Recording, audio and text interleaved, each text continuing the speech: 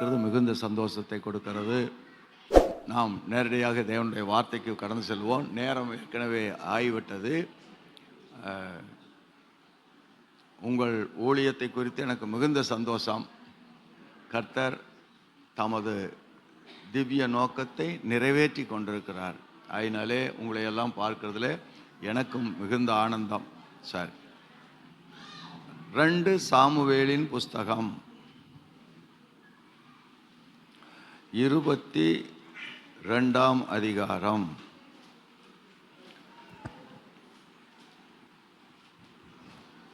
2 Samuel 22 29வது வசனம். கர்த்தராகிய தேவரீர் என் விளக்காய் இருக்கிறீர், கர்த்தர் என் இருளை வெளிச்சமாக்குகிறவர். ஹல்லேலூயா. பின்னால் இருக்கிற யாராவது ஒருத்தர் வாசிப்பீங்களா?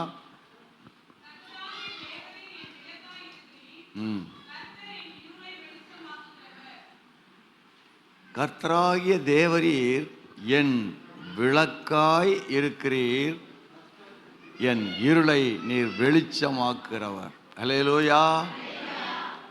வாழ்க்கையிலே நாம் வெளிச்சத்திலே நடக்கிறதுக்கு பிரியப்படுகிறோம். அதுதான் நமக்கு சாதகம். ஏனென்றால் வெளிச்சத்தில் இருக்கிற பொழுது காரியங்கள் நமக்கு விளங்கும். ஆனால் இருட்டிலே நடக்கிற பொழுது கால் தடுமாறும். நாம் கால் வைக்கிற இடம் குழியா குண்டா கல்லா முள்ளா தெரியாது. அப்போது வைக்கிற பொழுதே தைரியம் இழந்து விடுவோம். வைக்கிற பொழுதே நமக்கு சந்தேகம் வந்துவிடும். நமது நடை தளர்ந்து விடும். நமது வேகம் குறைந்து விடும். கொஞ்சம் பயம் உள்ளே வந்துவிடும். ஆகையினாலே நாம் நம்முடைய நடை தளர்ந்து விடும். ஆனால் கவனியுங்கள், கர்த்தர் தேவரீர் என் விளக்காய் இருக்கிறீர். யார் விளக்கு? கர்த்தரே நமக்கு விளக்கு. கர்த்தரே நமக்கு வெளிச்சம். இப்போ கவனிங்க, அதனுடைய பொருளை நீங்கள் புரிஞ்சு கொள்ள வேணும். நான் உலகத்துக்கு ஒளியாய் இருக்கிறேன் அப்படின்னு ஆண்டவர் சொன்னார். என்ன அர்த்தத்தில் சொன்னார்? அதான் சூரியன் இருக்குதே உலகத்துக்கு ஒளி கொடுக்கறதுக்கு. அப்புறம் அவர் என்ன பண்ணுறாரு? என்ன பண்ணுறாரு சொல்லுங்க. நான் உலகத்திற்கு ஒளியாய் இருக்கிறேன்னா என்ன ஒளி? அப்போ கவனிங்க, உலகம் என்று சொன்னால் இங்கே இருக்கிற உலகத்தை குறிக்கல, உலகத்தில் உள்ள மக்களை குறிக்கிறது. ஊர் சிரிக்குதுன்னா என்னங்க அர்த்தம்? ஊரில் உள்ள மக்கள் சிரிக்கிறார்கள்னு அர்த்தம். அப்போ உலகம் என்று சொன்னாலே உலகத்தில் இருக்கிற மக்கள். அப்போ உலகத்து மக்களுக்கு நான் வெளிச்சமாக இருக்கிறேன் என்று சொன்னால், மக்கள் உலகத்தில் வாழ வேண்டிய பிரகாரமாய் வாழுகிறதுக்கு அவர் தேவையான வெளிச்சத்தை கொடுக்கிறவர். தேவையான வெளிச்சம்னா என்ன? இந்த கரண்ட் லைட் போட்ட மாதிரி, ஹாலோஜன் லேம்ப் போட்ட மாதிரிலாம் வெளிச்சம் கொடுக்கறதா? இல்லை. வெளிச்சம்னு என்ன? எப்படி பேச வேண்டும், எப்படி நடக்க வேண்டும், எப்படி செயல்பட வேண்டும் என்கிற இன்சைட், உள்ளான வெளிச்சம். அது எப்படி உங்களுக்கு சொல்கிறதுன்னா, நீங்கள் புரிஞ்சு கொள்ள வேணும். இதை எப்படி செய்கிறது, இதை எப்படி நிறைவேற்றுகிறது என்கிற உள்ளான தெளிவு. என்ன? மனோ வெளிச்சம். என்னது? மனோ வெளிச்சம். அப்போது நமது ஆத்துமாவுக்கு அல்லது நம்முடைய உள்ளான மனிதனுக்கு ஒரு அறிவு வெளிச்சம் உண்டாயிருந்தால் அதை மிக லகுவாக செயல்படுத்தி நாம் வெற்றி கொள்ள முடியும். ஒரு அல்லேலூயா சொல்லுங்க. ஆம் அருமையாவளே, ஒரு மனிதன் ஒரு விளக்கு கம்பத்துக்கு அடியில் ஏதோ தேடிட்டு இருந்தான். என்னப்பா எதை தேடுறேன்னு? சாவியை தொலைச்சிட்டேன் அதனால தேடுறேன். எங்கே தொலைச்சேன்னு? அதுதான் தெரியலன்னா. சரி, இங்கே ஏன் தேடுற அப்படின்னு கேட்டான். இங்கே தான் வெளிச்சம் இருக்குது அதனால தேடுறேன்னா. உங்களுக்கு ஏதாவது விளங்குதா? அதாவது எங்கே சாவியை தொலைச்சானோ அங்கே வெளிச்சம் போட்டு, அங்கே இருளாக இருந்தால் அங்கே வெளிச்சம் போட்டு தேட வேண்டும். அப்பொழுதுதான் நமக்கு சாவி கிடைக்கிற வழி நமக்கு உண்டாகும். வெளிச்சம் இருக்கிற இடத்துல தேடுறேன்னு சொன்னால் வெளிச்சம் இருக்கிற இடத்துலையா நீ தொலைச்ச? அப்போ வெளிச்சம் இருக்கிற இடத்துல தொலைத்திருந்தால் தெரிந்து விடுமே. அப்போ வெளிச்சம் இல்லாத இடத்துல தொலைத்ததுனால தான் இப்போ எங்கே விழுந்தது என்று தெரியவில்லை. அப்போ வெளிச்சத்தை போட்டு பார்த்தால் அங்கு கிடக்கிற இடம் கண்டுபிடித்து கொள்ளலாம். இன்றைக்கு வாழ்க்கையிலே அநேக சமயங்களிலே நாம் தவறிவிடுகிற காரியம் இதுதான். இன்னும் ஒன்றை சொல்லுகிறேன். ஒருத்தர் தலைமையில லைட்டை வச்சுக்கிட்டு நைட்டில் போனார். அப்போ எதிரே வந்து ஒருத்தர் கேட்டார், எப்பா உனக்கு தான் பார்வை இல்லையே, நீ தான் குருடனாச்சே, உனக்கு எதுக்கு தலைமையில லைட்டுன்னு கேட்டார். அப்போ அவர் சொன்னார், எனக்கு பார்வை இல்லைங்கிறது எனக்கும் தெரியும், எல்லாருக்கும் தெரியும். ஆனால் பார்வை உள்ளவர்கள் வந்து என் மேலே மோதி விடாதபடிக்கு நான் விளக்கை பிடித்து கொண்டு போகிறேன்னார். உங்களுக்கு ஏதாவது விளங்குதா? விளங்குறவங்கள ஒரு அல்லேலூயா சொல்லுங்க. அப்போ விளங்குவீங்க. அன்பானவர்களே கவனியுங்கள், நாம் வெளிச்சத்தின் பிள்ளைகள். நாம் யாரு? வெளிச்சத்தின் பிள்ளைகள். எப்படிப்பட்ட வெளிச்சம்? கர்த்தரே நமக்கு வெளிச்சம். கர்த்தரே நமக்கு வெளிச்சம் என்று சொன்னால், இந்த உலகத்திலே இருக்கிற சூரிய வெளிச்சமோ அல்லது எலக்ட்ரிக் வெளிச்சமோ அல்ல. வாழ்க்கையை வெற்றிகரமாய் நடத்துகிறதுக்கு, இன்னொரு விதமாய் பரிசுத்தமாய் ஜீவனம் பண்ணுகிறதுக்கு, அல்லது வாழ்வாங்கு வாழ்கிறதுக்கு, அல்லது நித்திய ஜீவனை சுதந்திரித்து கொள்கிறதுக்கு, அல்லது மோட்சானந்த பாக்கியத்தை பெற்றுக்கொள்கிறதுக்கு நமக்கு வெளிச்சம் வேண்டும். வெளிச்சம் வேண்டும் என்றால்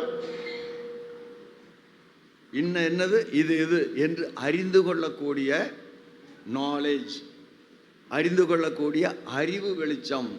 அதைத்தான் நாம் தெரிந்து கொள்ள வேணும். இப்போது நம்மை விட பக்தி உள்ள எத்தனையோ பேர் விக்கிரகங்களை சேவிக்கிறார்கள். அவர்களுக்கு என்ன வெளிச்சம் இல்லை? மெய்யான தெய்வத்தை அறிந்து கொள்ளக்கூடிய வெளிச்சம் இல்லை. புரியுதா உங்களுக்கு? இப்போ நாம் என்ன வெளிச்சத்துக்குள்ளே வந்திருக்கிறோம்?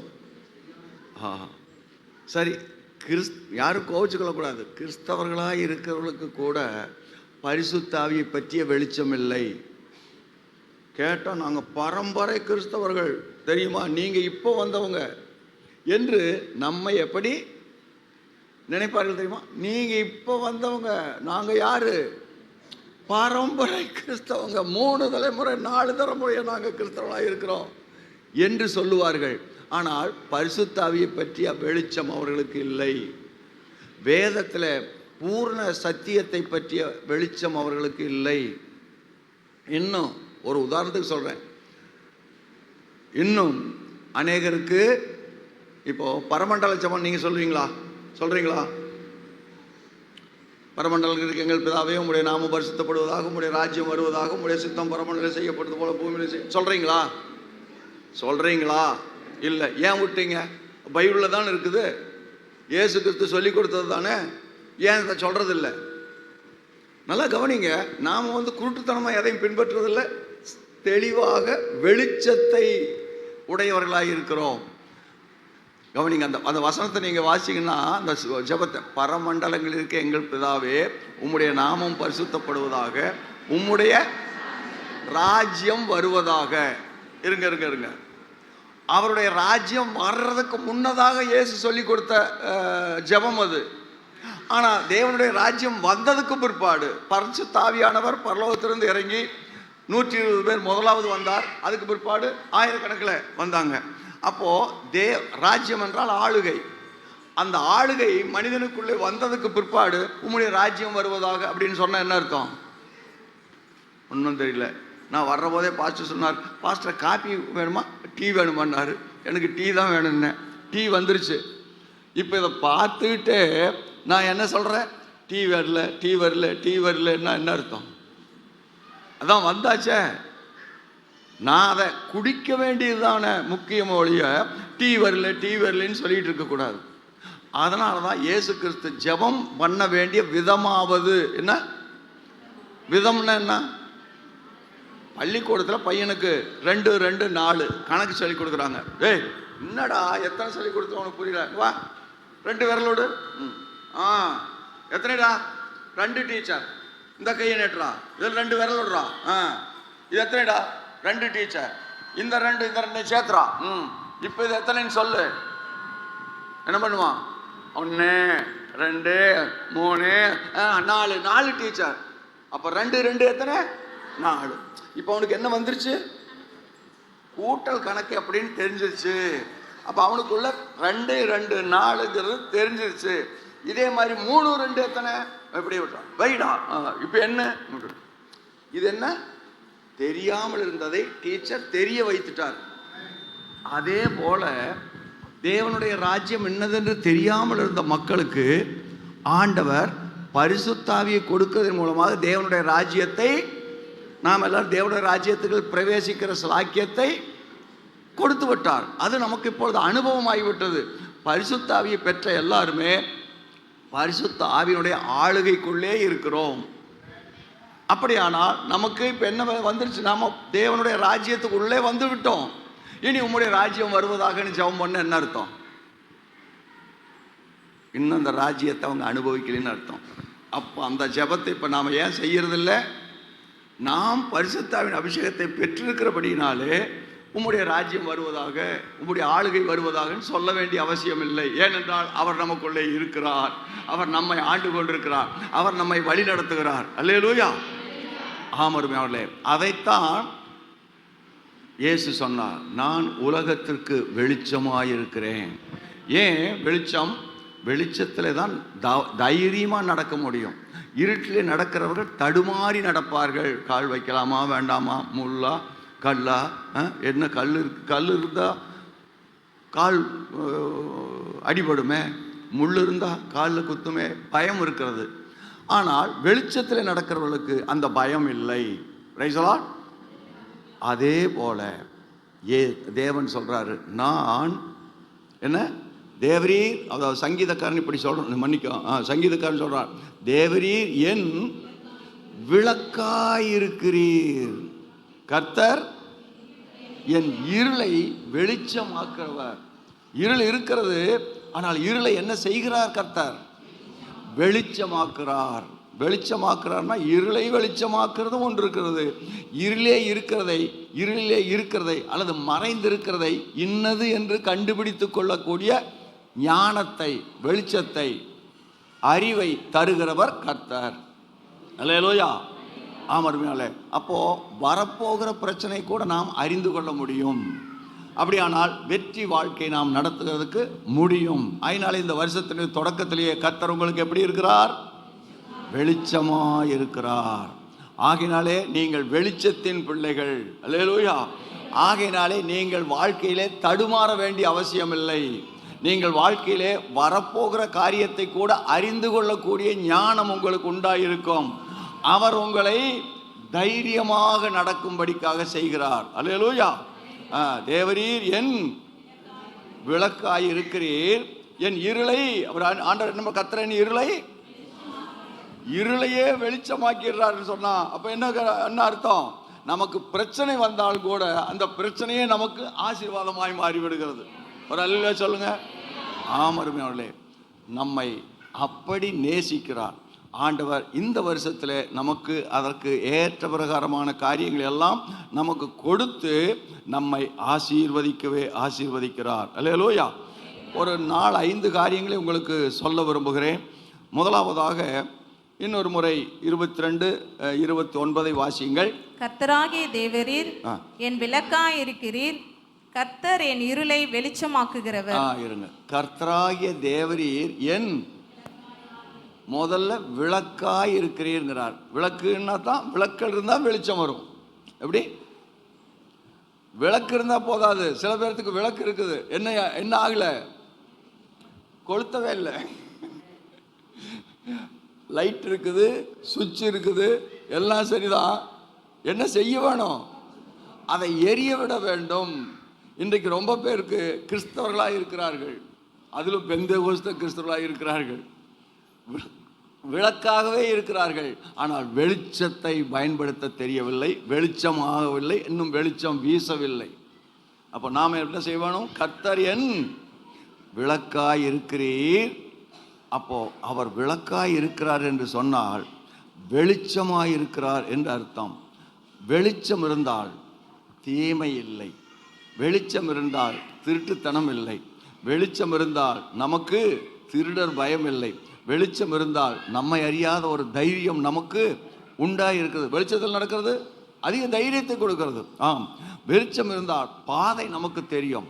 வெளிச்சம் இருந்தால் குழியது, அந்த குண்டு கிடக்குதா, அல்லது கால் வைக்கலாமா, முள்ளா கல்லா, கல் எது இருந்தாலும் நமக்கு அர்த்தம் புரியும். அப்போது நமது நடை தளராது, தைரியம் உண்டாயிருக்கும். நாம் அடி எடுத்து வைத்து முன்னேறி போகலாம், சந்தேகமே இல்லை. ஒரு அல்லேலூயா சொல்லுவோமா? அப்போ எல்லாரும் சொல்லுங்க, கர்த்தர் என் விளக்காயிருக்கிறீர். கர்த்தர் என் இருளை வெளிச்சமாக்குகிறவர். கர்த்தருக்கு ஸ்தோத்திரம். அப்படியானால் நாம் திடனாக நடக்க வேண்டும், தைரியம் கொண்டு நடக்க வேண்டும். அல்லேலூயா. அருமையானவே, சில பேர் இப்படி நினைக்கிறாங்க. எப்படின்னா, என் கையில் கொஞ்சம் சின்ன விளக்கு, ஒரு வாலிபன் இருந்தான், மலை மேலே போகணும், மலை மேலே போக வேணும். ஆனால் கையில் என்ன இருக்குது? ஒரு இந்த ஹரிக்கேன் லேம்ப் கேள்விப்பட்டிருக்கீங்களா? ஹரிக்கேன் லேம்ப் இப்போல்லாம் எங்களுக்கு தெரியாது, இப்போல்லாம் டார்ச் வந்துருச்சு. இல்லைன்னா செல்ஃபோன்லேயே இருக்குது டார்ச்சு, லைட் இருக்குது.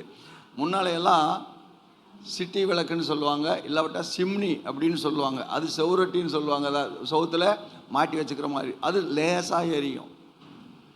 இந்த அகல் விளக்கு இருக்குதுல்ல, இந்த தீபாவளிக்கெல்லாம் தெருவெல்லாம் வைக்கிறாங்க பாருங்கள், அது அகல் விளக்குன்னு சொல்கிறது.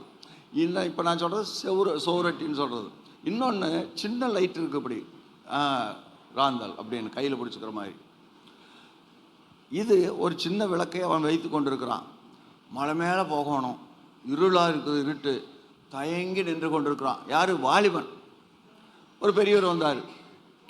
கவனிங்க, இவன் வச்சிருக்கிற விட சின்ன விளக்கு. ஏன்னா அவன் ஒரு ஹரிக்கேன் லேம்ப் வச்சிருக்கிறான், அதை விட சின்ன ஒரு விளக்கு என்ன பண்ணுறான், இவன் கையில் வச்சிருக்கிறான். இந்த பெரியவர் கையில் வச்சிருக்கிறார். அவர் வந்தார், இவனை தாண்டி போனார். ஐயா ஐயா எங்கேயா போகிறீங்க? மேலே தான் பார்த்தா ஊருக்கு, அதை தான் சொல்கிறார்.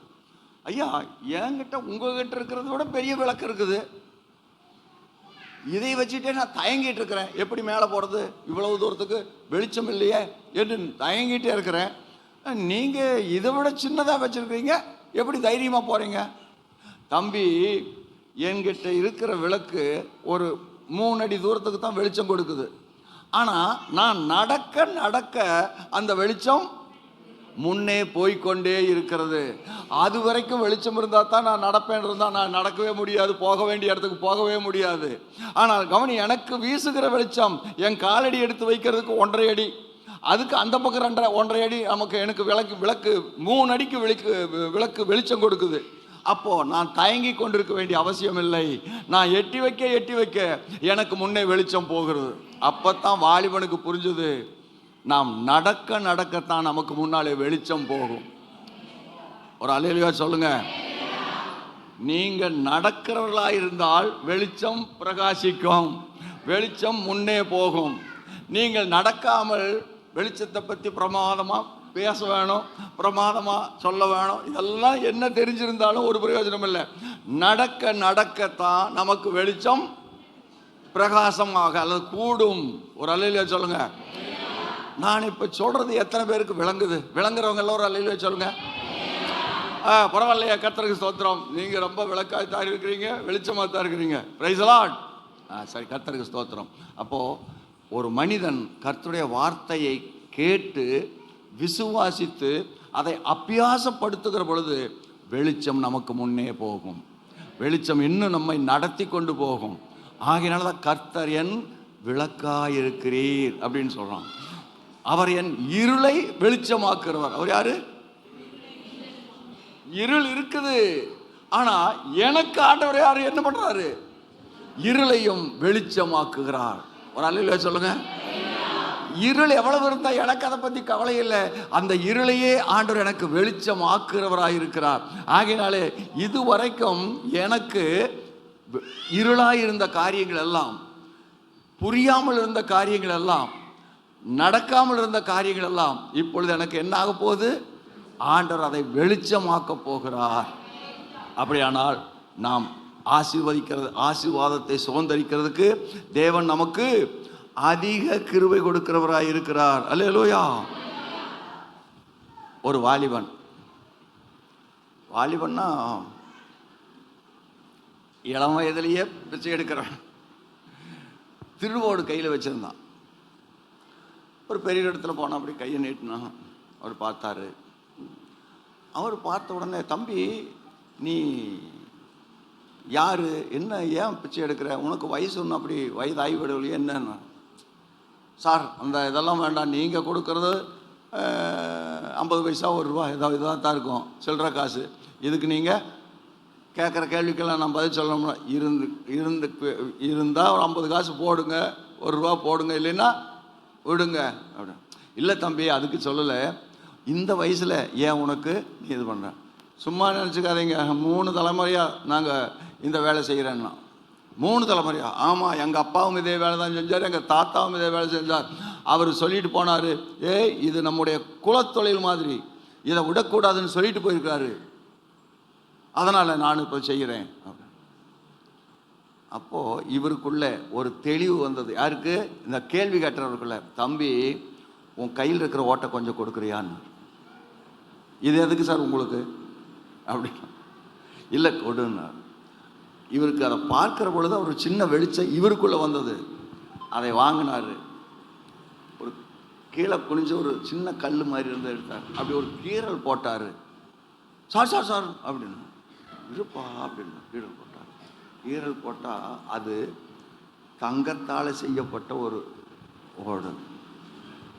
மேலே அந்த பெயிண்ட் அடிச்சிருக்கு. ஆனால் உள்ளே இருக்கிறது தங்கம்னு இவனுக்கு தெரியலை. 3 தலைமுறையாக தெரியல. நல்லா கவனிங்க, 3 தலைமுறையாக தெரியலை. எப்போ தெரிஞ்சது? இப்போது சாதாரணமாக வந்தவருக்கு ஒரு மனசில் கிளிக் ஆச்சு, இது 3 தலைமுறையாக வச்சுருக்கேன்னு சொல்கிறானே அப்படின்னு. அதை பார்த்தா, அதை கீறி பார்த்தா, அது ஒரு தங்கத்தால் செய்யப்பட்ட ஒரு பாத்திரம். அதுக்கு மேலே பெயிண்ட் அடிச்சிருக்கிறதுனால இவனுக்கு தெரியல. அப்போது வெளிச்சம் என்று சொல்கிறது என்ன? நாம் அனுபவிக்கிறதுக்கு மறைவாயிருக்கிற ஆசீர்வாதங்களை தெளிவாக கண்டுபிடித்து கொள்கிறது. வேதத்தின் மகத்துவங்களை எழுதி கொடுத்தேன், அதை அந்நிய காரியமாக எண்ணினார்கள் அப்படின்னு பைபிளில் சொல்லியிருக்கு. அப்போ ஆண்டவரே சொல்கிறாரு, நான் வேதத்தின் மகத்துவங்களை எழுதி கொடுத்தேன், அவங்க கையில் இருக்குது, பிரிண்ட் பண்ணி இருக்கிறது, ஆனால் அவைகளை அவர்கள் அந்நிய காரியமாக எண்ணினார்கள். ஆகையினால்தான் இப்படி இருக்கிறார்கள். ஆண்டவர் மனதுருகுகிறார். அப்போ நாம் இன்றைக்கு ஒன்றை புரிந்து கொள்ள வேணும். வாக்குத்தத்தங்கள், தேவனுடைய வார்த்தைகள் எல்லாம் மறைவான ஆசீர்வாதங்களை உள்ளடக்கி வைத்திருக்கிறது. அப்போது நாம் கவனமாய் கவனித்து அதை நமக்கு ஆசீர்வாதமாக்கி கொள்வோமானால் நாம் இருக்கிற நிலையில் இருக்க மாட்டோம், எல்லா விதத்திலும் உயர்ந்திருப்போம். ஒரு அல்லேலூயா சொல்லுங்க. ஆமாம் அருமையானவர்களே, தேவன் நம்மை ஆசீர்வதிக்கிறதுக்கே இந்த உலகத்துக்கு வந்தார். தேவன் நம்மை ஆசீர்வதிக்கவே இந்த சத்திய வேதத்தை நம்முடைய கையிலே கொடுத்திருக்கிறார். தேவன் நம்மை ஆசீர்வதிக்கவே தன் ஜீவனை கொடுத்தார். தேவன் நம்மை அவரை போல ஆக்கி அவர் இருக்கிற இடத்துல நம்மையும் கொண்டு போய் வைக்கிறதுக்காகவே இந்த உலகத்தில் வந்து பாடு அனுபவித்தார். நான் ஜெயம் கொண்டு, அந்த வசனத்தை வாசிக்கிறீங்களா? வெளிப்படுத்தின விசேஷம் 3வது அதிகாரம் 20வது வசனம்னு நினைக்கிறேன்.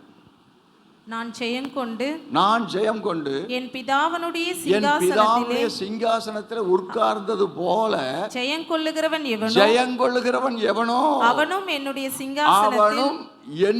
சிங்காசனத்தில் என்னோடு கூட உட்கார அருள் செய்வேன். ஒரு அல்லேலூயா சொல்லுங்க. சொல்றது யாரு? தேவகுமாரன் சொல்றாருங்க. என்னன்னு சொல்றாரு? நான் ஜெயம் கொண்டு என் பிதாவினுடைய சிங்காசனத்திலே உட்கார்ந்தது போல ஜெயங்கொள்ளுகிறவன் எவனோ, யாரெல்லாம் ஜெயங்கொள்ளுகிறார்களோ அவனும் என்னுடைய சிங்காசனத்தில் என் வார்த்தைகளை கேட்டு என் ஆவியை பெற்றுக்கொண்டு வாழ்க்கையிலே அதை அபியாசப்படுத்தி ஜெயங்கொள்ளுகிறவன் எவனோ அவனும் என்னோட கூட என்னுடைய சிங்காசனத்திலே உட்கார்கிறதுக்கு அருள் செய்வேன். ஒரு அல்லேலூயா சொல்லுங்க. அப்போ நாம் எல்லாம் சாதாரணமான காரியத்துக்காக அழைக்கப்பட்டுள்ள, கிறிஸ்துவோடு கூட சியோனிலே அல்லது புதிய எருசலேமிலே அல்லது பரலோகத்தில் எப்படி நீங்கள் வார்த்தையை எடுத்துக்கொண்டாலும் சரி, தேவனோடு கூட இயேசுவோடு கூட சேர்ந்து இருக்கிற ஸ்லாக்கியத்துக்குரியவர்களாக இருக்கிறோம். அல்லேலூயா. அப்போ நம்மை அவர் தம்முடைய நிலைக்கு உயர்த்துகிறார். எப்படி எப்படி யாருமே ஒரு பெரியவங்க இருக்காங்கன்னா கொஞ்சம் சின்னவங்களை தூக்கி அவங்களுடைய ஸ்தானத்தில் உட்கார வைக்க மாட்டாங்க. உங்களுக்கு ஒன்றும் புரியல இல்லை? நல்லா புரியுதா? என்ன பாஸ்டர் சொல்கிறீங்க, எங்களுக்கா புரியாது அப்படிங்கிறீங்களா? ஒரு பணக்காரர் இருந்தார். அவருக்கு நிறையா சொத்தெல்லாம் இருந்தது. அவருடைய ஆஃபீஸில் ஒருத்தர் தான் அந்த ஆஃபீஸில் இருக்கிற அந்த கண்ணாடி, அது ஜன்னல், இதெல்லாம் டேபிள், அதெல்லாம் சேர், இதெல்லாம் டெய்லி தொடச்சி வைக்க வேண்டியது. முதலாளி வரதுக்கு முன்னாடி அதெல்லாம் தொடச்சி வைக்க வேண்டியது அவனுடைய வேலை. அப்படி தொடச்சிட்டு வந்தான். அந்த குஷன் சீட் அப்படி தொட்டு பார்க்கும்போது, அப்பா என்ன மாதிரி குஷன் சீட், அப்போ இதில் எல்லாம் உட்கார்றதுக்கு கொடுத்து வச்சுருக்கோணுமே, நம்ம தான் இப்படிப்பட்ட வேலை செஞ்சிட்ருக்கோம், முதலாளிக்கு எப்படி இருக்கும், இதில் உட்காந்தா எப்படி இருக்கும் பார்க்கலாமேன்னு அப்படி உட்கார்ந்தான் பாருங்க. அந்த நேரம் பார்த்து முதலாளி கதவை திறந்துட்டு வந்துட்டார். பார்த்தாரு, நான் உட்கார்ற சீட்டில் நீ உட்கார்றதா அப்படின்னாரு. சீட்டை கிழிச்சிட்டாருன்னா என்ன, அந்த சீட்டை உட்கார்ற சீட்டை கிழிக்கல, இவனுக்கு வேலை போச்சு. சீட்டு கழிஞ்சதுன்னு என்ன அர்த்தம்? சீட்டு கழிஞ்சதுன்னு என்ன அர்த்தம்? வேலை போச்சு. அப்போ கவனிங்க, ஒரு முதலாளிக்கு ஒரு தொழிலாளி சமமாக உட்கார்றது அல்ல, அவர் சமமாக கூட உட்கார்ந்துட்டு இருக்கல, இவர் இல்லாத பொழுது உட்கார்ந்து பார்த்தான் ஒரு ஆசையில். அதையே ஒரு முதலாளிக்கு பொறுக்க முடியல. ஆனால் நம்முடைய ஆண்டவர் எப்படிப்பட்டவர்? தான் உட்காருகிற சிங்காசனத்தில் தன்னோடு கூட என்றென்றைக்கும், நலகவனி, என்றென்றைக்கும் அவரோடு கூட உட்காருகிற ஸ்லாக்கியத்தை ஆண்டவர் நமக்கு தந்திருக்கிறார். அப்படியான அவர் எவ்வளவு கிருபை மிகுந்தவர், அவர் எவ்வளவு தயவுள்ளவர், அவர் நம் பேரில் எவ்வளவு அன்புள்ள கர்த்தர். பின்ன ஏங்க நம்ம ஏன் இந்த சபைகளில் பரிசுத்தமாக நடங்க, ஜெபம் பண்ணுங்க, தீங்கான காரியத்தை விட்டு விலகுங்க, தீமை செய்யாதீங்க, மற்றவர்களுக்கு தீமை செய்யறதுக்கு கூட நன்மை செய்ய ஏன் பிரசங்கம் பண்ணி கொண்டிருக்கிறோம்? அப்படிப்பட்ட மேலான அனுபவத்துக்கு, மேலான உயர்வுக்கு நாம் போக வேண்டுமானால் என்ன செய்ய வேணும்? பரிசுத்தமாய் நடக்க வேணும், விசுவாசத்தில் தேர்ச்சி அடைய வேணும். தேவ சுபாவங்களிலே நாம் வளர்ந்து வர வேண்டும் என்பதற்காகத்தான் கர்த்தர் நம்மோடு பேசுகிறார். ஆகினாலே நீங்கள்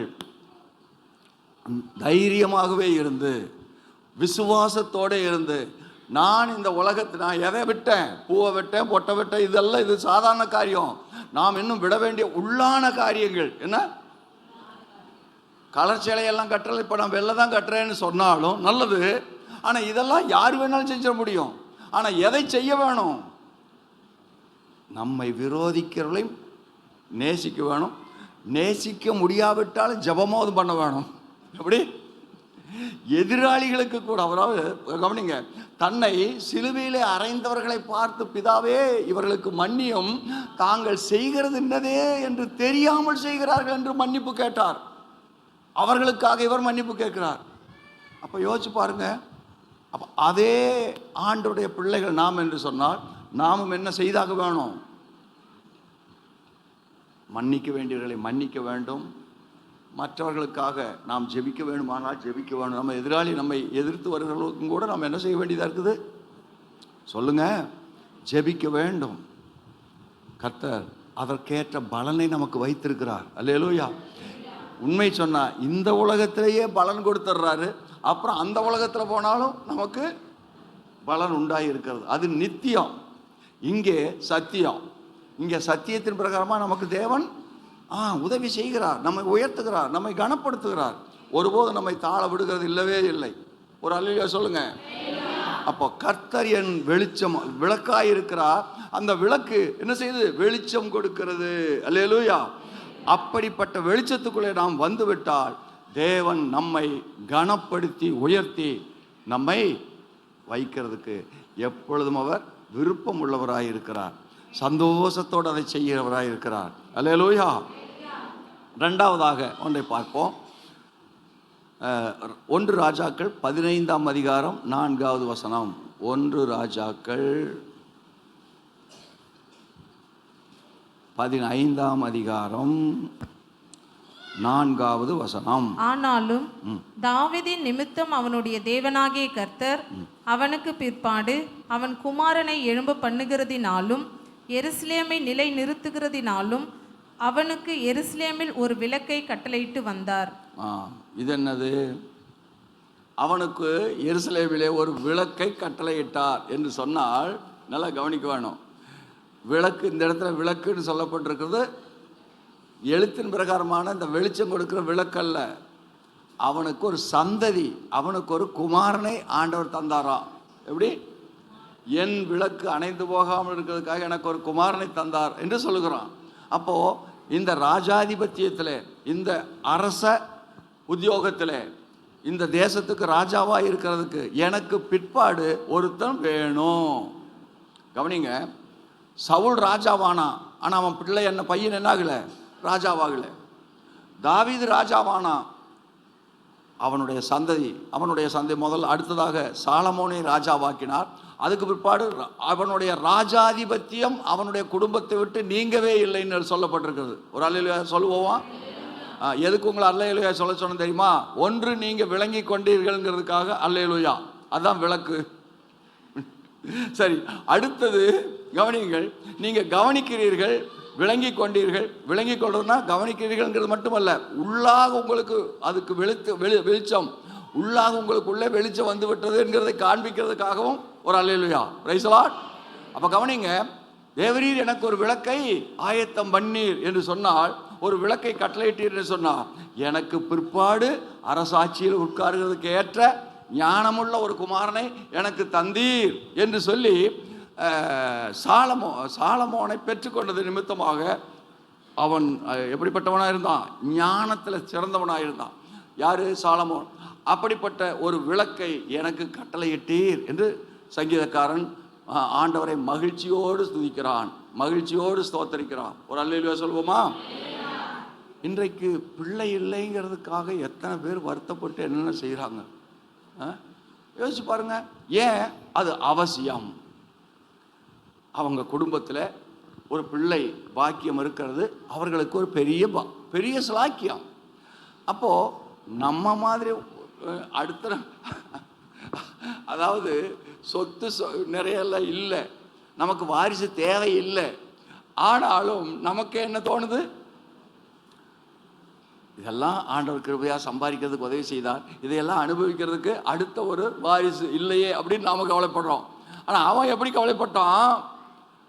ஆண்டவரே, நான் ஆடு மேய்த்து கொண்டிருந்தேன், என்னை அரசனாக உயர்த்தினீர், நல்லது. எனக்கு பிற்பாடு இந்த ஜனங்களை ஞானமாய் நியாயம் விசாரித்து நடத்துகிறதுக்கு என்ன ஒரு சந்ததி, ஒரு குமாரன் வேண்டும். தாவீதுக்கு 8 குமாரர்கள், ஆனால் எல்லாருமே ஆட்சி ஆளுகிற தக்கதான தகுதி உள்ளவர்கள் அல்ல.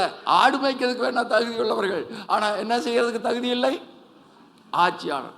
அப்போ சாலமோனை ஆண்டவர் தந்தா. சாலமோன் எப்படிப்பட்டவன்? அவனுடைய காலத்தில் அவன் 12 வயசுல ராஜாவானானா. அந்த காலத்திலேயே அவன் சொன்ன தீர்ப்பை கேட்டு அவனுக்கு மேலே அவனுக்கு தாத்தா மாதிரி இருக்கிற அமைச்சர்களே அசந்து போனாங்க. இந்த மனுஷனுக்கு, இந்த பையனுக்கு இவ்வளவு ஞானமா? நம்ம புத்திக்கெல்லாம் எட்டாத காரியத்தை செய்கிறானே, இவ்வளவு அழகா நியாயம் விசாரித்து சொல்லுகிறானே என்று ஆச்சரிய. அதுதான் விளக்கு. சொல்லுங்க. அப்போ கவனிங்க, எனக்கு ஒரு தாவீதுக்கு ஒரு விளக்கை கட்டளையிட்டார் என்று சொன்ன என்ன? ஒரு குமாரனை கொடுத்து அவனுடைய சந்ததியை பெருக பண்ணினார். ஹல்லேலூயா. இன்றைக்கு ஆசை ரொம்ப பேர்த்துக்கு இருக்குது. என்ன இருக்கு? ஆசை ரொம்ப பேர்த்துக்கு இருக்குது. ஆனால் அதற்கேற்ற அறிவு, அனுபவம், அர்ப்பணிப்பு அநேகருக்கு இல்லை. ஒரு ராஜா இருந்தார். ராஜா இருந்தால் அப்புறம் ராணியும் இருப்பாங்கள்ல. ராணிக்கு ஒரு தம்பி இருந்தான். அந்த அம்மாவுக்கு என்ன ஆசைன்னா, ராணிக்கு என்ன ஆசைன்னா, என் தம்பி எப்படியாலும் அமைச்சராக்கிடுவானோ அப்படின்னு ஒரு ஆசை. அதனால அந்த சமயம் பார்த்து ஆக்சுவலாக ஒரு வயசான தாத்தா அமைச்சராக இருந்தார், இறந்து போனார். இப்போ அடுத்தது அந்த போஸ்ட்டுக்கு ஒருத்தரை செலெக்ஷன் பண்ண போகிறாரு. யாரு? ராஜா. அதனால் இப்போ ராஜா சொன்னார். இதை ராணி அறிந்து கொண்டு, நாங்க என் தம்பி இருக்கிற பொழுது எதுக்கு அடுத்தவங்களை எல்லாம் கொண்டு வந்து வைப்பானே, நீங்க என் தம்பியை அமைச்சராக்கியிருந்தேன். இவருக்கு இந்த தம்பி அமைச்சராக இருந்து ஒரு பிரயோஜனம் இல்லைங்கிறது அவருக்கு தெரியும். ஆனாலும் திடீர்னு அப்படியெல்லாம் உள்ளே பண்ண முடியாது போ அப்படின்னு சொல்லிட்டா. ராணிக்கு கோபம் வந்துருச்சுன்னா, ராணிக்கு கோபம் வந்துட்டு என்ன ஆகும், வீட்டில் சாமானமெல்லாம் உருளும். அப்புறம் ரசமாக இருக்காது, குழம்பாக இருக்காது, எல்லாம் புலம்புறதுக்கு ஆரம்பிச்சிடும். பொதுவாக சொல்கிறேன். அப்போது கவனிங்க. ஆகையினால இந்த ராணிக்கு ஒரு காரியத்தை புரிய வைக்கணும். ராஜாவுக்கு ஆலோசனை கொடுக்கக்கூடிய ஒரு மந்திரி இருக்கிற வேணுமானா அவன் எப்படிப்பட்டவனாக இருக்க வேணும். சரிம்மா, நீ சொல்கிற மாதிரி பையனை உங்கள் தம்பியை நான் வேணா அமைச்சர் ஆக்கிடுறேன், ஆனால் அவனுக்கு இந்த அரசாங்க நடவடிக்கைலாம் கொஞ்சம் தெரிய வேணும், அவன் எல்லாம் பண்ணுவான் அப்படின்ட்டாங்க இந்த அம்மா. சரி வான்னு கூப்பிட்டாரு. அந்த நேரத்தில் ஒரு வண்டி போச்சு. அப்படி நம்ம இப்போ பேசிகிட்டு இருக்கோம்ல, அது மாதிரி அங்கே ஒரு வண்டி போகுது. அதில் மூட்டை ஏற்றிட்டு போகிறாங்க. உடனே நீ போய் அந்த வண்டி எங்கே போகுது என்னென்னலாம் விசாரிச்சுட்டு வா அப்படின்னு சொன்னார். இவன் ஓடுனான். ஏய் எங்கேயா போகுது வண்டி அப்படின்னு. சார் ஆவடி போகுது சார். அப்படியா, ஓடி வந்துட்டான்.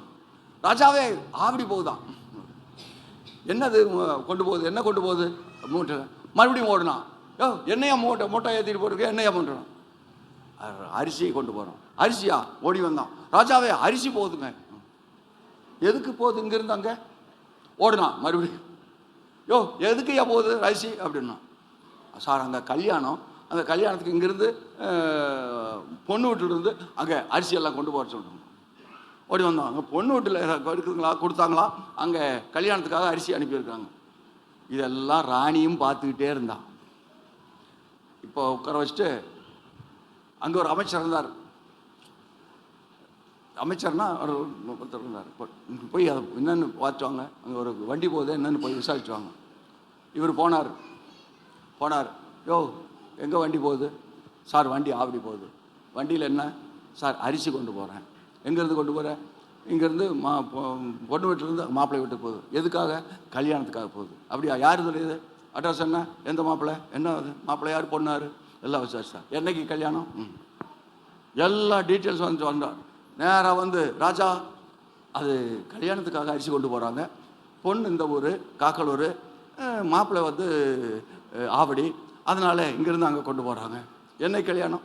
இன்னும் 4 நாள் இருக்குது, அதனால் கொண்டு போகிறாங்க, அட்வான்ஸாக கொண்டு போகிறாங்க. அப்படியா, எப்போ, என்னென்ன எல்லா டீட்டெயிலும் ஒரே நேரத்தில் விசாரிச்சு வந்துட்டான். இதை ராணி அம்மா பார்த்துக்கிட்டே இருந்தாங்க. இப்போ சொல்லு யாரை அமைச்சராக்கலாம்னாங்க. அந்த அம்மாவுக்கே வெக்கம் வந்துருச்சு. கவனிங்க, என்ன வேணும் அமைச்சராக இருக்கணும்? என்ன வேணும்? அரும்பொருள் உரைக்கிறவனாக இருக்க வேணும். அல்லது வரும்பொருள் அப்படின்னா நடக்க போகிற காரியத்தை அப்படியே யோசித்து கரெக்டாக சொல்லக்கூடிய ஞானம் உள்ளவனாக இருக்க வேணும். அப்போது ஒரு விளக்கை கட்டளையிட்டீர் என்று சொன்னால் என்ன அர்த்தம்? ஒரு சந்ததியை தடுக்கிறீர்னு சொன்னால் எப்படி, என்ன அர்த்தம்? சாலமோனை அவனுக்கு, அதாவது தாவீதுக்கு ஆண்டவர் தந்ததற்காக மற்ற 7 குமாரர்கள் இருந்தாலும் கவனிங்கள், தாவீது யாரை குறித்து சந்தோஷத்தோடு கர்த்தரை ஸ்தோத்திரம் பண்ணுகிறான்? நீர் எனக்கு ஒரு விளக்கை கட்டளையிட்டீர், அல்லேலூயா, எனக்கு ஒரு சந்ததியை கட்டளையிட்டீர், எனக்கு பிற்பாடு ராஜாவாக அரசாளுகிறதுக்கு நீர் எனக்கு ஒரு விளக்கு, எனக்கு ஒரு சந்ததியை கொடுத்தீர் என்று சொல்லி கர்த்தரை அவன் ஸ்தோத்தரிக்கிறான். அல்லேலூயா. ஆமருமே அவளே, நாமும் கூட ஆசைப்படுகிறதல்ல.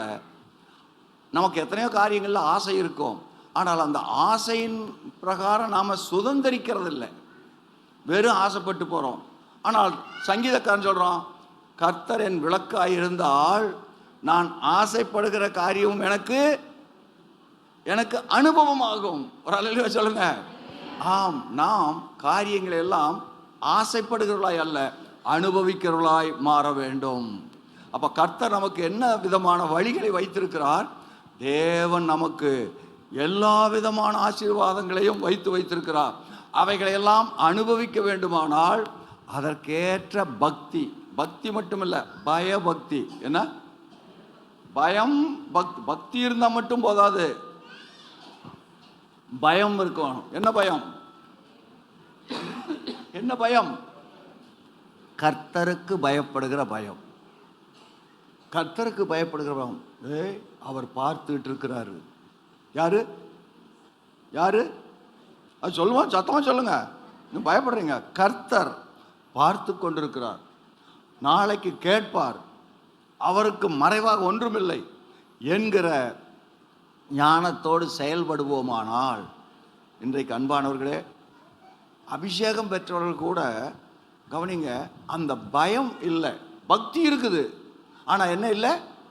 பயம் இல்லை. பயத்தோடு கூடிய பக்தி இருக்க வேணும். ஊழியக்காரர்களே பண்ணுற காரியங்கள்லாம் இந்த வாட்ஸ்அப்பில் வருது பாருங்க. ஐயோ, சொல்லி முடியலை. அவங்க செய்த நல்ல காரியத்தை பிரஸ்தாபம் பண்ணுறத விட கெட்ட காரியம், தேவையில்லாத காரியம், விளவீனப்பட்ட காரியம், ஏதாவது ஒரு தற்செயலாக நடந்த காரியங்களை அடாடாடாடா போட்டு எல்லாருக்கும் தெரிய முடியாது பண்ணுறாங்க. இதை பார்க்குறவங்க கூட சரி, ஏன்னா கெட்ட காரியத்தை பற்றி போட்டு பெருசா இது என்ன, இதுக்கு பிரஸ்தாபம் வேணுமா அப்படின்னு அமுக்கிறது இல்லை. அதைத்தான் ரொம்ப ராத்திரி இவ்வளோ பார்த்து யாரு என்ன பண்ணா, இந்த பாஸ்டர் எங்கே போனார், இந்த பாஸ்டர் என்ன வாங்கினார், இந்த பாஸ்டர் என்ன கட்டினார், இந்த காஸ்டர் ஐயா அவர் ஆடினாரா பாடினாரா, இதெல்லாம் நமக்கு பக்தி விருத்தி உண்டாக்கக்கூடிய காரியத்தை கண்டு அறிந்து அதிலே நாம் வளர வேணும். தேவையில்லாத காரியங்களிலே தலையிட்டு கொண்டிருப்போமானால், இப்போது பசங்களை நம்ம பையன்களெல்லாம் ஒழுங்காக படிக்கணும் அப்படின்னு சொல்கிறோம். பள்ளிக்கூடம் போயிட்டு வந்தோம், பாடப்புஸ்தகம் எல்லாம் ஹோம்ஒர்க்கெல்லாம் முடிச்சிட்டியா? பெற்றோர் கேட்குறாங்களே எதுக்கு? அவன் எதில் இருக்கணும், எதை செய்ய வேணும்? அவன் எடுத்துக்கொண்ட படிப்பில் அவன் மேல் நிலையில், அதாவது 35 மார்க் எடுக்கிறவனும் பாஸ் பண்ணுறான், 95 மார்க் எடுக்கிறவனும் பாஸ் பண்ணுறான். ஆனால் ரெண்டுக்கு என்ன வித்தியாசம்? 95 மார்க் எடுக்கிற அப்படி தலையை நிமிர்ந்துட்டு நடப்பான். 35 மார்க் எடுக்கிறவன் அட்டப்பார்வை பார்த்துட்டு நடப்பான். ஆனாலும் அவனுக்குள்ள ஒரு சந்தோஷம், பாஸ் பண்ணிட்டேன்னு. அதுக்காக குறை சொல்கிறதுக்காக சொல்ல, அதிக மதிப்பெண்கள் பெற்றால் அவனுக்கு என்ன வருது? கிராண்ட் கிடைக்குது. அல்லேலூயா. இப்போ கவனிங்க, வெற்றி சிறக்க பண்ணினார். ஆனால் கர்த்தர் எப்படி? கர்த்தர் என்னை வெற்றி சிறக்க பண்ணினார். சிறப்பான வெற்றி. அல்லேலூயா. ஓட்டப்பந்தயத்தில் ஓடுகிறவர்கள் எல்லாரும் ஓடுவார்கள்.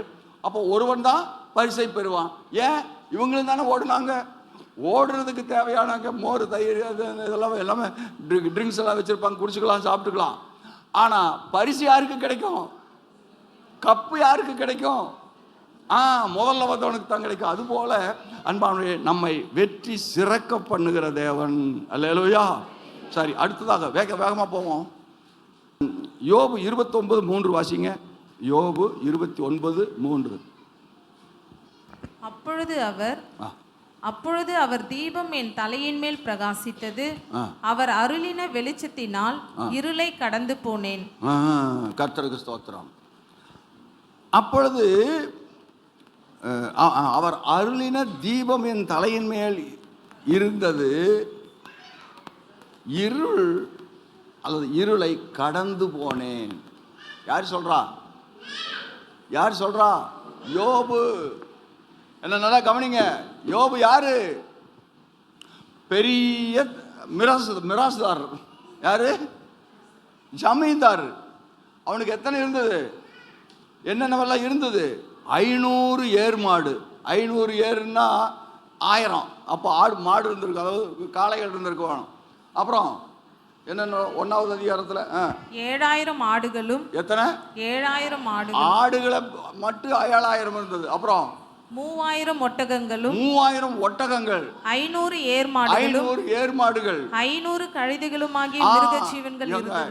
அப்படின்னா அவன் எப்படிப்பட்ட ஆள்? பெரிய ஜமீன்தார். ஆனால் கவனியுங்கள், அந்த ஜமீன்தாருக்கு அவைகள் எல்லாம் அவனை விட்டு போய்விட்டது. திடீர்னு எல்லாம் அவனை விட்டு எடுபட்டு போனது. எப்படிங்கிறதெல்லாம் விளக்கமாக சொல்ல வேண்டிய அவசியம் இல்லை, புரிஞ்சுக்குவீங்க. எல்லாம் அவனை விட்டு போய்விட்டது. 10 பிள்ளைகள் கூட மரித்து போனாங்க. யோசிச்சு பாருங்க.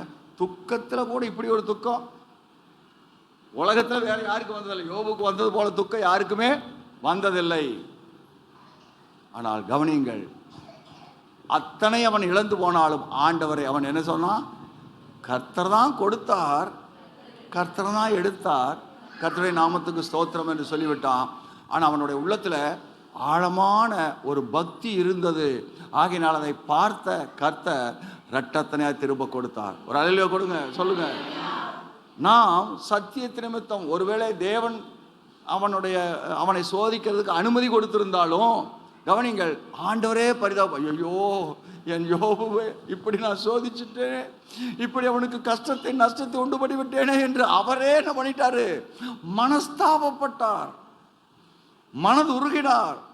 என் யோபு பற்றி அவருக்கு தைரியம் இருந்தது. அதான் நீ என்னடா சாத்தா என் பக்தனை யோபுவை சோதிச்சு வேணா பாரு.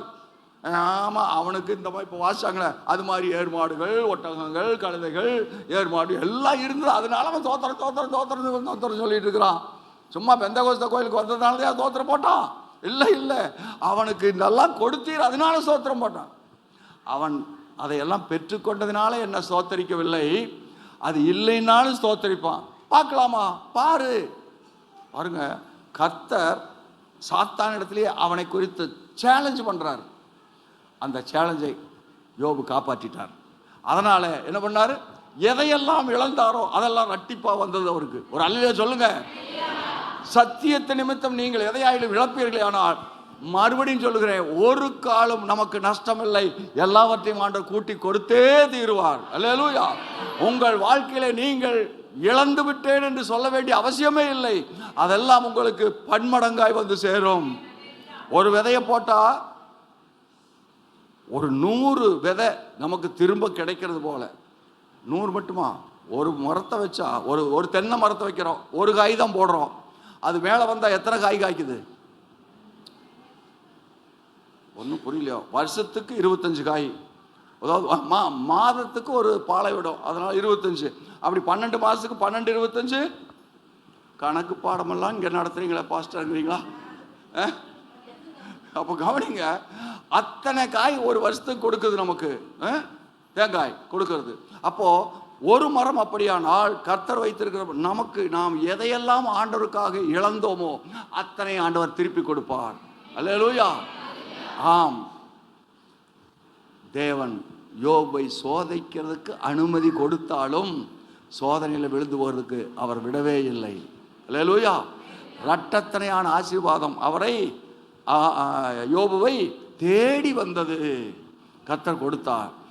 மனைவியும் கூட கவனிங்க, வேற மனைவி கொடுக்கல, அதே மனைவிய. என்னமோ நீ சொன்ன பக்தின்னு சும்மா இல்லையா தோத்திரம் எல்லாம் போட்டுட்டு இருந்த, தேவனை தூசித்து ஜீவனை விட்டுட்டு போய் சாத அப்படின்னு சொன்ன அதே மனைவிக்குத்தான் மீண்டும் 10 குழந்தை. அப்படின்னா அவர்களை சரீர பிரகாரமாயும் ஆண்டவர் என்ன பண்ணியிருக்கிறாரு?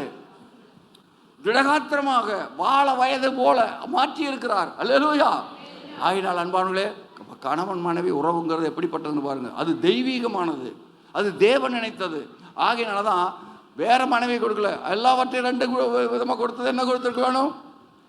மனைவி கூட கொடுத்துருக்க கொடுத்தாரா? இல்லை. அப்போ மனைவியை பற்றி தேவனுடைய தீர்மானம் என்ன?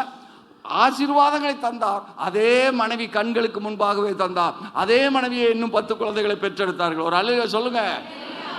ஆமருமையாளே, கர்த்தர் ஒருபோதும் நமக்கு தீமை செய்யாத தேவன், தம்மை நம்பி இருக்கிறவர்களை கைவிடாத கர்த்தர். அல்லேலூயா. சாரி, இன்னொரு பார்த்து முடிச்சு விடுவோம். அவர் 29:3 வாசிங்களா? அவர் அருளின தீபம் வாசிங்க. அப்பொழுது அவர் தீபம் என் தலையின் மேல் பிரகாசித்தது, அவர் அருளின வெளிச்சத்தினால் இருளை கடந்து போனேன். இருள் வந்தது, ஆனால் அவர் அருளின வெளிச்சத்தினாலே அந்த இருளை கடந்து போய்விட்டேன். அல்லேலூயா. ஆமருமையாளே, அது நமக்கு தேவன் கொடுத்திருக்கிற மகா பெரிய ஸ்லாக்கியம். இருளை கடந்து போனேன். இருள் வந்தது, ஆனால் என் தலையின் மேல் இருந்த தேவன் அருளின தீபம் என் தலையின் மேல் இருந்தது. அப்படின்னு என்ன அர்த்தம்னா, தீபம் என் தலைக்கு மேலே எனக்கு வெளிச்சம் கொடுத்ததுன்னு அர்த்தம். இப்போ தேவனை பற்றி நாம் கொண்டிருக்கிற வெளிச்சம், நான் மறுபடியும் சொல்கிறேன், வெளிச்சம்னு என்ன? தெளிவு. அல்லேலூயா. தெளிவு. எதை எப்படி செய்கிறது, இன்னது என்று அறிந்து கொள்கிற ஞான வெளிச்சம். என்ன வெளிச்சம்? ஞான வெளிச்சம். அப்போ அந்த ஞான வெளிச்சம் நமது தலையின், யோபுவின் தலையின் மேல் பிரகாசித்தது. அதனாலே இருள் வந்தது. அதன் மத்தியிலே தேவனர்களின் ஞானம் எனக்கு வழிகாட்டினது. பொறுத்தேன், சகித்தேன், இப்பொழுது நான் ஆசீர்வதிக்கப்பட்டிருக்கிறேன். ரட்டத்தனையாய் ஆசீர்வதிக்கப்பட்டிருக்கிறேன். நான் இழந்து போனதை எல்லாம் ரட்டி போன பணங்கள் நான் திரும்ப பெற்றுக்கொண்டிருக்கிறேன். அல்லேலூயா. சில சமயத்தில் இந்த ஆப்ரேஷன் பண்ணுற டாக்டர்கள் வந்து தலைமை இந்த இடத்துல நெத்தி பக்கத்தில் ஒரு லைட்டு கட்டியிருப்பாங்க. எதுக்கு? ஆப்ரேஷன் பண்ணுறது ரொம்ப நுணுக்கமான காரியம். அப்போது இவங்க இப்படி திரும்பினா அங்கே வெளிச்சம் அடிக்கும், இப்படி திரும்பினா அங்கே. அப்போது அதையே கூர்ந்து பார்த்து கொண்டே இருப்பார்கள். பக்கத்தில் இருக்கிறவங்க வெளிச்சம் போட்டால் பத்தாது. அதனால் இவங்க கண்ணு இப்படி கொஞ்சம் அசைஞ்சாலும் அதுக்கு நேராக வெளிச்சம் அடிக்கிற மாதிரி இங்கே இந்த இடத்துல ஒரு லைட்டை கட்டி இருப்பாங்க. அல்லேலூயா. ஆண்டவரும் அதே போல தான் நம் பேரில் கண்ணை வைத்து உனக்கு நான் ஆலோசனை கொடுப்பேன்கிறார். நீ எங்கே போகிற, எங்கே வர்ற, எங்கே நிற்கிற, என்ன செய்ய, எல்லாவற்றையும் நான் பார்த்து உன்மேல் என் கண்ணை வைத்து நீ நடக்க வேண்டிய வழியிலே உன்னை நடத்துகிற உன் தேவனாகிய கர்த்தர் நானே. அல்லேலூயா. ஆமருமே. அப்படிப்பட்ட தேவனை நாம் பெற்றிருக்கிறபடினாலே இந்த வருஷத்தின் துவக்கம் முதல் கர்த்தர் நமக்கு அப்படியே வெளிச்சமாயிருப்பார், வெளிச்சம் தருவார். பாஸ்டர் பிரசங்கிக்கிற பொழுதே உங்களுக்கு வெளிச்சம் உள்ள வந்துகிட்டே இருக்க வேணும். அல்லேலூயா. கேட்க கேட்க கேட்கிற எவனும் தெரிந்து கொள்வன் தேறினவன் ஆவான். ஆகையினாலே நீங்கள் அதில் தேர்ச்சி அடைய முயற்சிகள். கர்த்தர் உங்களை ஆசீர்வதிப்பார், சந்தேகமே கிடையாது. அல்லேலூயா. இன்னொன்றை பார்ப்போம். என் இருளை கூட வெளிச்சமாக்குகிற கர்த்தர் என்று இப்போ பார்த்தோமே. என் இருளை கடந்து போக விளக்கு, இருளை கடந்து போனேன்னு சொல்கிறார்ல, அந்த அதே மாதிரி காரியத்தை பாருங்களேன். என் இருளையே வெளிச்சமாக்குகிறவர். அது முதல் வசனத்தை நான் என்ன 2 சாமுவேல் 22:9 வாசிங்க. கர்த்தராகிய தேவரீர் என் விளக்காய் இருக்கிறீர். கர்த்தர் என் இருளை வெளிச்சமாக்குகிறவர். கவனிங்க, கர்த்தர் என் இருளை வெளிச்சம். எனக்கு எவ்வளவு இருள் இருக்குதோ அத்தனை இருளும் என்ன ஆயிடுது? வெளிச்சமாகி விடுகிறது. அப்படியானால் நாம் இருளை கண்டு பயப்பட வேண்டிய அவசியம் இல்லை. அதனுடைய பொருள் என்னன்னா, துன்ப துயரங்கள் கஷ்டங்கள் எல்லாம் பற்றி நாம் கவலைப்பட வேண்டியதில்லை. அதையெல்லாம் நமக்கு என்ன ஆக்குகிறார்? ஆண்டவர் வெளிச்சமாக்குறார் என்றால் நமக்கு அதை ஆசீர்வாதமாக்குகிறார். அல்லேலூயா. அதை கடந்து போகக்கூடிய ஞான வெளிச்சத்தையும் தருகிறார். அல்லேலூயா. அருமையானே, இஸ்ரவேல் ஜனங்கள் எகிப்தை விட்டு கடந்து வந்து கானானுக்கு போய் கொண்டிருக்கிறார்கள். போகிற பாதையிலே எரிகோ பட்டணம் குறுக்கே இருக்கிறது. இந்த எரிகோ பட்டணத்தை கடந்து போக வேணும். எரிகோ பட்டணத்துக்கு பெரிய மதில். இந்த மதிலை தாண்டறதுக்கு இதுவும் தனி போக முடியாது, வேற வழி கிடையாது. என்ன செய்தார்கள் தெரியுமா? 7 நாள் சுற்றி வந்தாங்க. சுற்றி வந்தால் அந்த எரிகோ பட்டணத்தின் மதில் அப்படியே விழுந்து விட்டது. எப்படி விழுந்தது? வெளிப்புறகாரமாய் விழுந்தது. மதில் உள்புறமாக விழுந்திருக்கல, வெளிப்புறமாக. அப்படியானால் அந்த மதில் எப்படின்னா 18 அடி உயரத்தில் மேலே இருந்துதான். அதாவது சாதாரண தரையிலிருந்து 18 அடி உயரம். அதுக்கு மேலே அந்த மதிலுக்கு மேலே தேர், இந்த பக்கம் ஒரு தேர் போகுமா, இந்த பக்கம் ஒரு தேர் போகும். அதாவது நம்ம எம்டிஹெச் ரோடு இருக்குது பார்த்தீங்களா, அது மாதிரி இந்த பக்கம் போகிறவங்க இந்த பக்கம் போகலாம், இந்த பக்கம் போகிறவங்க இந்த பக்கம் போகலாம். அப்படி இருந்துதான். எது?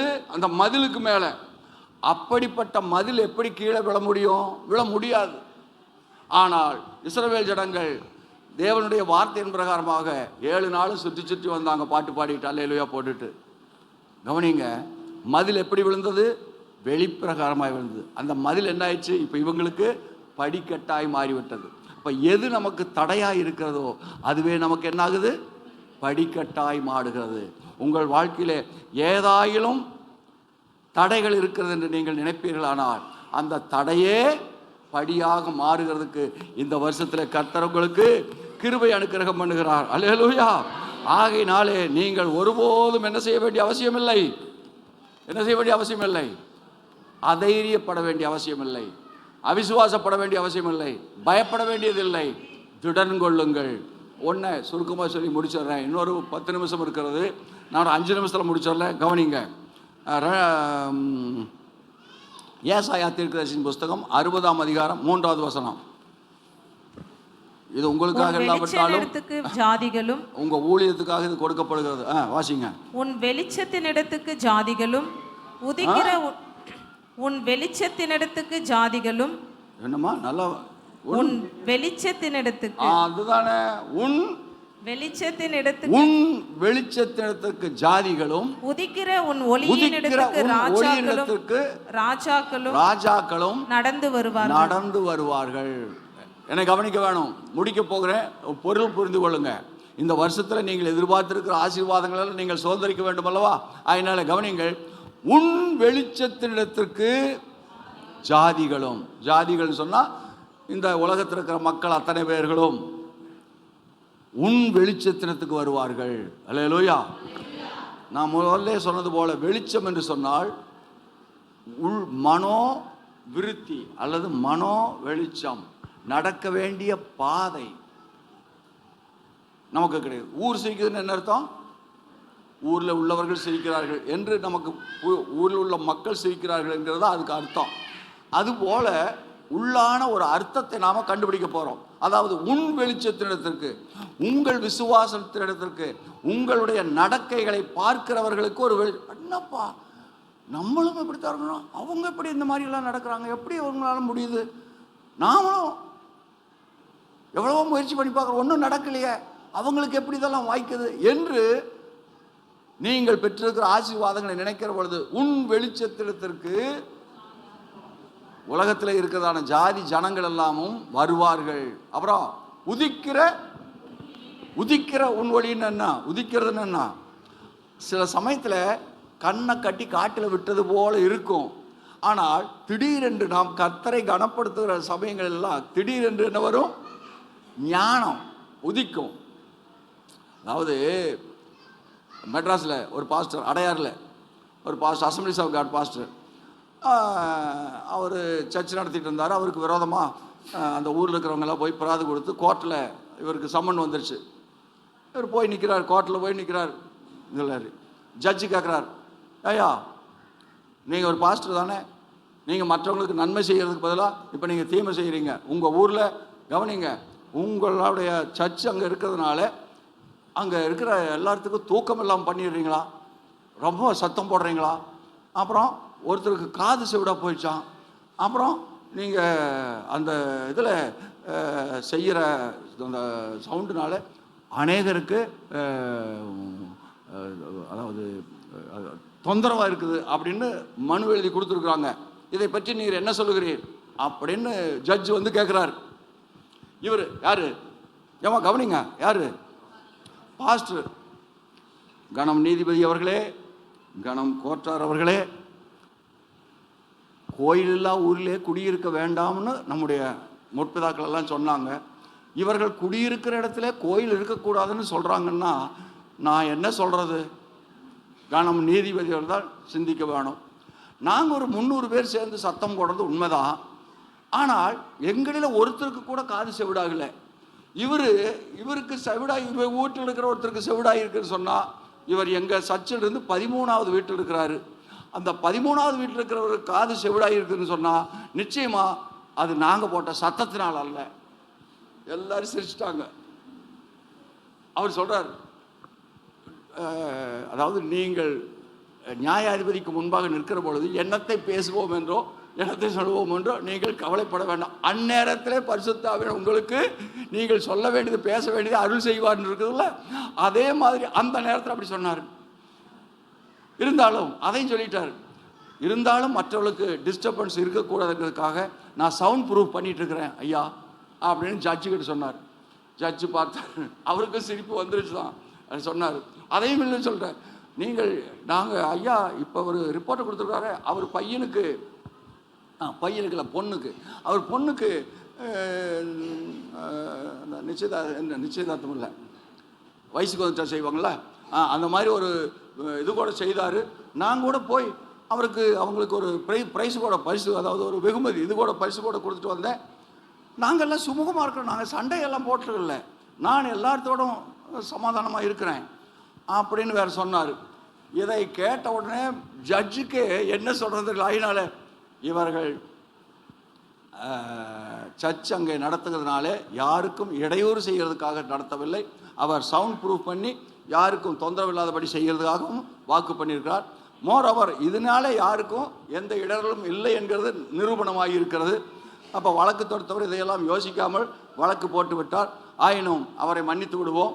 இந்த ஐயா இனிமேல் நீங்கள் கொஞ்சம் சவுண்டை குறைச்சி அதற்கான வழிகளை செய்து நீங்கள் மற்றவர்களுக்கு உதவிகரமாக இருக்கும்படி சொல்லிக் கொடுக்குறேன், ஆலோசனை கொடுக்குறேன். நீங்கள் அப்படி செய்வீர்களாக. வழக்கு தள்ளுபடி செய்யப்படுகிறது. ஒரு அல்லேலூயா சொல்லுங்களேன். அப்போ கவனிங்க, அது என்ன அவருக்கு தானே சொன்னாங்க, நமக்கு என்னங்கிறீங்களா? கவனிங்க, ஒரு திருச்சபை நடக்கக்கூடாதபடிக்கு அப்படி சொன்னாலும் கூட நியாயம் இருக்கிறது. அப்போ ஆண்டவர் என்ன செய்கிறார், அந்த நேரத்தில் நீ என்ன பேச வேண்டும் என்பதை நான் அருள் செய்வேன்னு சொன்னவர் கரெக்டாக பாருங்க, ஞானத்தை ஏற்ற வேலையில் கொடுத்தார். அதனால் ஜட்ஜு முதற்கொண்டு ஒன்றும் பேச முடியல, எதிராளிகள் யாரும் ஒன்றும் பேச முடியல. அப்படி கர்த்தர் நமக்கு கொடுக்கிற தேவன், வெளிச்சம் கொடுக்கிற தேவன். நான் சொல்கிறேன் வெளிச்சம் அல்ல, என்ன ஆவிக்குரிய வெளிச்சத்தை பற்றி சொல்கிறேன். அந்தந்த நேரத்தில் அந்தந்த பிரகாரமாய் உதிக்கிற என்ன வாசித்தோம், உன் வெளிச்சத்தினத்துக்கு ஜாதிகளும் உதிக்கிற உன் ஒளியிடத்துக்கு ராஜாக்களும் நடந்து வருவார்கள். அப்போ அதே போல தான் கர்த்தர் நமக்கு தருகிறார். ராஜாக்கள் கூட எங்கே வருவாங்க, நம்மை தேடி கொண்டு வருவார்கள். நம்ம சர்ச்சு இங்கே திருமுல்லவாயில் சர்ச்சுக்கு நல்லா கவனிங்க, எம்பிபிஎஸ் டாக்டர் 2 பேர் வர்றாங்க, அட்வொகேட்டு 3 பேர் இருக்கிறாங்க, அட்வொகேட் வக்கீல் 3 பேர் இருக்கிறாங்க, காலேஜ் பிரின்சிபால் 2 பேர் வர்றாங்க, காலேஜில் ஒர்க் பண்ணுற பிஹெச்டி முடித்தவங்க 5 பேர் இருக்கிறாங்க, பிஹெச்டி முடித்த பேராசிரியர்கள் 5 பேர் இருக்கிறாங்க, அப்புறம் போலீஸ் ஆஃபீஸர்ஸ் இருக்கிறாங்க, அப்புறம் கம்ப்யூட்டர் இன்ஜினியர் நிறைய பேர் இருக்கிறாங்க, அப்புறம் பிஸ்னஸ் மேன் இருக்கிறாங்க, 34 பேர் கார் வச்சிருக்கவங்க இருக்காங்க. எப்படி சொல்லுங்க? அப்போ கர்த்தர் நம்மை ஆசீர்வதிக்கிறாரா இல்லையா? கர்த்தர் தம்முடைய ஜனத்தை நேசிக்கிறாரா இல்லையா? கர்த்தர் தம்முடைய நாமத்தை மகிமைப்படுத்துகிறாரா இல்லையா? ஆமாம், நாங்கள் காணிக்கை எடுக்கிறதே இல்லை, ஆனால் காணிக்கை எல்லாரும் கொடுக்குறாங்க. என்ன காணிக்கை போடுங்க, நீங்கள் இது கோச்சிக்காதீங்க. காணிக்கை அது காணிக்கை உங்கள் இடத்துல கேட்டு வாங்குங்கன்னு இருக்குது பைபிளில். என்ன கேட்டு வாங்குங்கள் இருக்குது. ஆனால் நாங்கள் இப்படி உங்களை வற்புறுத்தி எல்லாம் வாங்கலை. நான் என்ன சொல்கிறேன்னா, நீங்களாக மனமும் வந்து கொடுங்க, அதை சொன்னேன். அங்கே அப்படித்தான் கொடுக்குறாங்க. நாங்கள் ஒன்றும் கேட்டு வற்புறுத்தி, ஏன் நீங்கள் தசோபா கொடுக்கல, ஏன் இவ்வளவு குறைவாக கொடுக்குறீங்க, நீங்கள் வாங்குற சம்பளம் எவ்வளோ, இப்படி இல்லை. 3 மாதத்துக்கு முன்னால் ஏன் 2 பொண்ணுகளுக்கு கேம்பஸ் இன்டர்வியூ முடிஞ்சது. 3 மாதம் இல்லை, 6 மாதம் இருக்காது. கவனிங்க, கேம்பஸ் இன்டர்வியூ முடிஞ்சது. வெளியே வர்ற பொழுதே அப்பாயின்மெண்ட்டோட வந்துட்டாங்க. மாதம் 70,300 ரூபா சம்பளம். ஒரு அல்லேலூயா சொல்லுங்க. நல்லா கவனிங்க, 70,300 ரூபா சேர்த்து, அதாவது 70,300 ரூபா அந்த பொண்ணுகளுக்கு, 2 பேர் பொண்ணுகளுக்கு சம்பளம். கவனிங்க, கரெக்டாக 7,000 சில்லற ரூபாய் கொண்டு வந்து, அந்த 300 ரூபாயை சேர்த்து 7,300 ரூபாய் கொண்டு வந்து காணிக்கை கொடுத்துருச்சு. என்ன அர்த்தம்? கர்த்தர் எனக்கு இப்படி ஒரு கிருபை செய்து எனக்கு 70,000 ரூபா சம்பளத்தில் எனக்கு வேலை வாய்ப்பை தந்தார். காலேஜ் முடித்து அடுத்த நாளே போய் வேலையில் ஜாயின் பண்ணேன் என்று 2 பேரும் வந்து அறிக்கை பண்ணி ஆண்டவரை மகிமைப்படுத்தி காணிக்கை கொடுத்துட்டாங்க. தவறாமல் மாதம் கொடுக்குறாங்க. அப்போ அதுலேருந்து என்ன தெரிகிறது? நான் இதை சொல்ல மாட்டேன். முதல் மாதம் சம்பளத்தை கொண்டு வந்து காணிக்கையாக கொடுத்துருச்சு அந்த பொண்ணு. அதனால தான் எனக்கு தெரியும் 70,300 ரூபா. அப்போ கவனிங்க, என்னை கனப்படுத்துகிறேன் நானும் கனப்படுத்துவேன்னு சொல்கிறாருல்ல. ஆகையினால இந்த புதிய வருஷத்தில் தீர்மானம் எடுங்கள், கர்த்தர் உங்களை கனப்படுத்துவார், உயர்த்துவார். கர்த்தரின் வெளிச்சமாக இருக்கிறார், கர்த்தரின் விளக்காய் இருக்கிறார். ஆகையினாலே இருளையும் வெளிச்சமாக்குகிற தேவன். எல்லாம் ஜோரா கைகளை தட்டுவோம், கர்த்தரை மகிமைப்படுத்துவோம். அவர் என் இருளையும் வெளிச்சமாக்குகிறவர். அப்படியானால் நான் பயப்படவே மாட்டேன். கர்த்தர் எனக்கு வெளிச்சமாய் இருக்கிறார். அல்லேலூயா. உலகத்துக்கு அவர் வெளிச்சமாய் இருக்கிறது வேறு, உலகத்துக்கு அவர் சூரியனை போல இருக்கிறது வேறு. ஆனால் கர்த்தர் எனக்கு, என் வாழ்க்கையிலே எனக்கு வெளிச்சமாய் இருக்கிறார். அல்லேலூயா, அல்லேலூயா, அல்லேலூயா. Glory Jesus, glory Jesus, glory Jesus. நாம் கர்த்தரை கனப்படுத்துவோமானால், கர்த்தர் மெய்யாகவே நம்மை உயர்த்துகிற தேவன், உன்னதத்தில் உயர்த்தி வைக்கிற கர்த்தர். அல்லேலூயா. ஆம், தேவன் நம்மை நேசிக்கிறபடியினாலே அவர் நமக்கு எப்படிப்பட்டவராய்? வெளிச்சமாய் இருக்கிறார். அவர் விளக்காய் இருக்கிறது மட்டுமல்ல, நமக்கு வெளிச்சமாய் இருக்கிறார். கர்த்தர் தாமே உங்களை ஆசீர்வதிப்பாராக.